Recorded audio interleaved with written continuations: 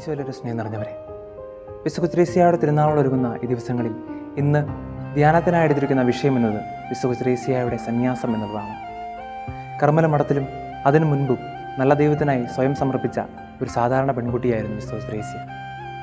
15-ാം വയസ്സിൽ കർമ്മലിലേക്കുള്ള വിളി നൽകി നല്ല ദൈവം അവളെ അനുഗ്രഹിച്ചു. 24-ാം വയസ്സിൽ സ്വർഗത്തിലേക്കും. പ്രാക്ടിക്കലി വെറും 9 വർഷ സന്യാസം മാത്രമായിരുന്നു അവൾക്കുണ്ടായിരുന്നത്.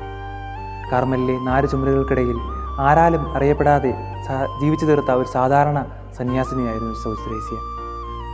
എന്നാൽ അവൾ ആത്മാർത്ഥമായി ചെയ്ത ഒരേ ഒരു കാര്യമെന്നത് സ്നേഹിക്കുക എന്നുള്ളതാണ്.